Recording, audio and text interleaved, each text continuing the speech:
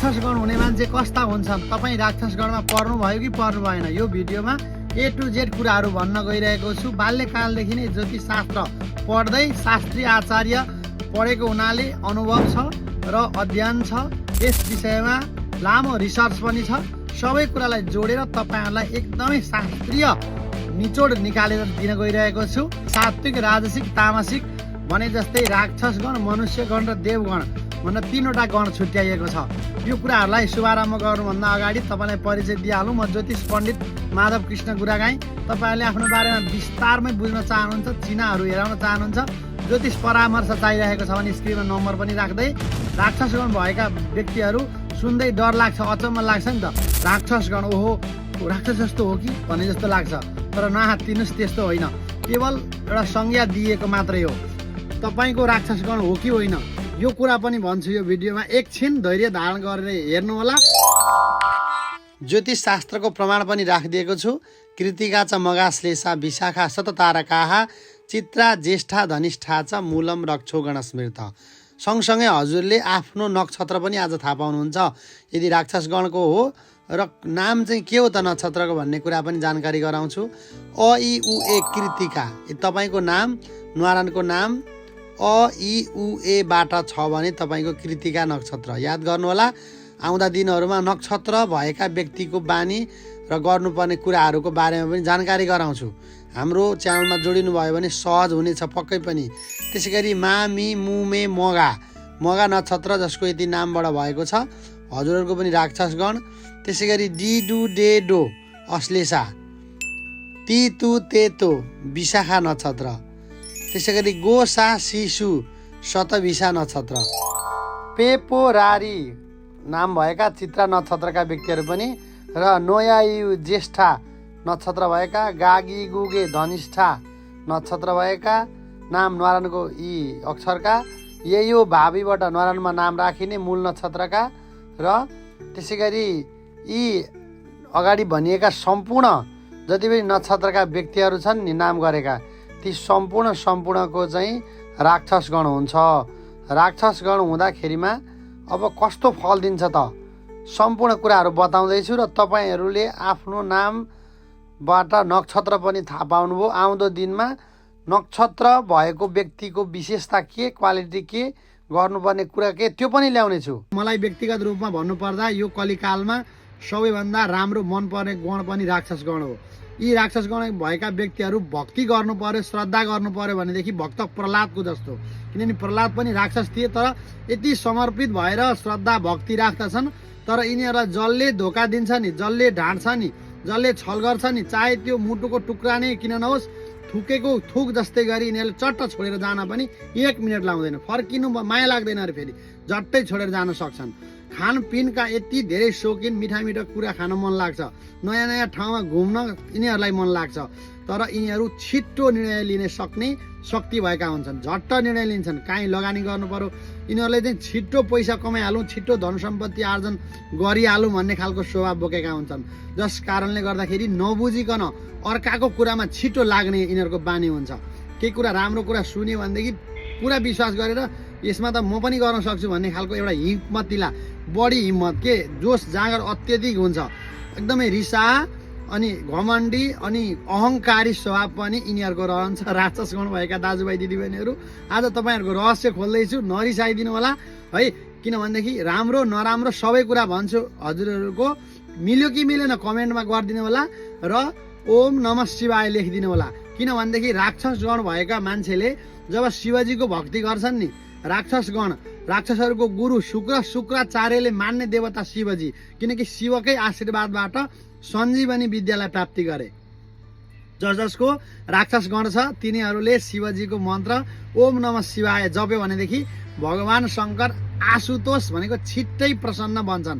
त्यसले गर्दाखेरि कमेन्टमा म पनि राक्षसगणको, हजुर पनि राक्षसगणकै हुनुहुन्छ, ओम नमः शिवाय चाहिँ लेखिदिनु होला। हेर्नुहोस्, राक्षसगण भन्दैमा धर्म कर्म नगर्ने हुँदैन है, यति कुरा ख्याल गर्नु होला। राक्षसगणको मान्छेले धर्म कर्म गर्नु पर्यो भनेदेखि धेरै नै गरेको हुन्छ, तर केवल धर्म कर्म मात्रै भनेर हिँड्दैन त्यो राक्षसगणको मान्छे। सबै कुरालाई फ्युजन गर्न सक्ने जान्ने छान्न सक्ने शक्ति राक्षस गणमा हुन्छ। यी राक्षस गण भएका व्यक्तिलाई कसैले ढाँट्न छल्न सक्दैनन्। यिनीहरू ढाँट्नु पर्यो भने, छल्नु पर्यो भने, ठग्नु पर्यो भने यिनीहरूले जतिको ठग्ने, ढाँट्ने, छल्ने कोही पनि हुँदैन। तर यिनीहरूले फेरि राम्रो कर्म गर्नु पर्यो भने चट्ट छोड्छन् पनि त्यस्ता कुराहरूलाई, छिट्टो परिवर्तनशील हुन्छन्। त्यसले गर्दाखेरि प्राय राक्षस गण भएका मान्छेले के गर्नुपर्छ त उन्नति प्रगतिका लागि भन्दाखेरि सबैभन्दा ठुलो भनौँ न राम्रो पक्ष तपाईँहरूले सङ्गतलाई चयन गर्नुपर्छ। अलिकति खराब भयो भने यति खराब हुन्छन् राक्षसगणका मान्छेहरू, यति छिटो बिग्रिन्छन् कि त्यसको चाहिँ कुनै अर्को उपाय नै भेटिँदैन। तर सज्जनहरूसँग बस्यो भने यति छिटो यिनीहरू सज्जन हुन्छन्, यति छिटो ज्ञानी हुन्छन्, हरेक कुरालाई बुझ्ने क्षमता अत्यधिक रहन्छ कि अरू गणहरूभन्दा। त्यसले गर्दाखेरि राक्षस गण भएका व्यक्तिहरूमा एकदमै क्याच गर्ने पावर धेरै हुन्छ, जसले गर्दाखेरि काहीँ पनि कुनै पनि स्थितिमा म गर्न सक्दिनँ, मलाई भएन, मबाट हुँदैन भन्ने खालको एउटा हीन भावना कहिले बोक्दैनन्। म जसरी पनि गर्छु आँटिला हुन्छन् यिनीहरू, तर जोसिला पनि हुन्छन्। तर छिट्टै केही कुरामाहरू इन्भल्भ भइहाल्ने हुनाले लगानी गर्दाखेरि फसिहाल्छ यिनीहरूको। व्यापार गर्नु पर्यो, अलिकति हातमा पैसा आइहाल्यो भने झट्ट काहीँ लगानी गरिदिइहाल्ने खालको मुड स्वभाव यिनीहरूको रहन्छ र यिनीहरू चाहिँ धेरै छिटो सम्पत्ति पनि फसाउँछन्। त्यस्ता कुराहरूमा पनि इन्भेस्ट गरिहाल्छन्। त्यसले गर्दाखेरि अलिकति जोगिनुपर्छ। राम्रो सङ्गत पाइएन भने मान्छेहरूमा राक्षस गणलाई जतिको भनौँ न फसाउन कुनै गणलाई सक्दैन। एकदमै इन्टेलिजेन्ट त छन्, तर पनि यिनीहरूको चाहिँ मन कमजोर हुन्छ, छिटो छिटो मुड स्विङ भइराख्छ। मुड स्विङ भइराख्नाले निर्णयमा स्थिरता आउँदैन, काम थाल्न यिनीहरू बेर लाउँदैनन्, एकैछिनमा काम थाल्छन्, म गरिहाल्छु भनेर। तर लङ टर्मसँग काम गरिराख्न सक्दैनन्, बिचमा काम छुटिराख्छ, चेन्ज भइराख्छ, किनकि राक्षस गणमा राहु बढी एक्टिभ हुन्छ। त्यसले गर्दाखेरि तपाईँहरू जसको राक्षस गण छ, अब कालो कुकुरलाई खानेकुराहरू दिनुभयो भने राहुको प्रभाव राम्रो रहन्छ है राक्षस गणका साथीभाइहरू हो। त्यसले गर्दाखेरि कहिलेकाहीँ कालो कुकुर देख्नुभयो भने बिस्कुटहरू के कुराहरू खाने दिनु होला, विशेष फलिफाप हुन्छ। एक सूत्र भन्दैछु, सुन्नु होला, अन्तिमसम्म भिडियोलाई हेर्नु होला। राक्षस गणको रिसको त कुरै नगरौँ, झट्ट रिस उठ्छ, छँडै रुष्टा छँडै तुष्टा, एकैछिनमा रिसाउने र एकैछिनमा खुसी हुने बानी पनि रहन्छ। रिसाउनको लागि धेरै ठुलो कुरा चाहिँदैन, साना कुरामा पनि रिस उठ्छ र सानै कुराले पनि खुसी भइहाल्छन् यी राक्षस गणका व्यक्तिहरू। मिल्नेहरूसँग मिल्दिने हो, चिल्नेहरूलाई झन् चिल्दिने हो भन्ने खालको बानी यिनीहरूको रहन्छ। रिस उठेका बेलामा मुख बार्न जान्दैनन्, प्याच्चै बोलिदिइहाल्ने बानी पनि यिनीहरूको रहन्छ। यिनीहरूलाई कन्भिन्स गर्न गाह्रो हुन्छ, किनकि यिनीहरू देखेको कुरामा विश्वास गर्छन्। कसैले के भन्यो, कसैले कुनै कुरा कहाँ लेख्यो भन्दा पनि यिनीहरू आफ्नो आँखाले देखेर प्र्याक्टिकल भएर विश्वास गर्ने खालका हुन्छन्। यिनीहरूले आफ्नो घमण्ड त्याग्ने हो भने, रिसाउने बानी त्याग्ने हो भने, अलिकति अहङ्कार त्याग्ने हो भने संसार जित्ने क्षमता यिनीहरूमा रहन्छ। किनकि धेरैभन्दा धेरै यी व्यक्तिहरूमा एउटा जोस हुन्छ कि जाँगर हुन्छ, हटी होइन डटी लड्ने खालको एक प्रकारको एग्रेसिभ नेचर राक्षस गण भएका व्यक्तिहरूमा हुन्छ। तर प्रयोग गर्न जाने भने त्यो अमृत हुन्छ, जानेन भने फेरि सबैभन्दा नराम्रो त्यही नै हुन्छ। राक्षस गण भएका व्यक्तिको प्रेम सम्बन्ध चाहिँ राक्षस गणसँगै राम्रो हुन्छ अरे। स्वगणे परमा प्रीति। सुरुवातमा म जस्तो व्यक्तिलाई, म जस्तै मान्छे पार्टनर मिल्यो भने कस्तो होला भन्दाखेरि यिनीहरूले नाइ भन्छन्, तर पछि गएर पार्टनरहरू पनि आफू जस्तै शील स्वभाव भएको हुँदाखेरि यिनीहरूलाई सहयोगी पनि बनाउँछ अरे।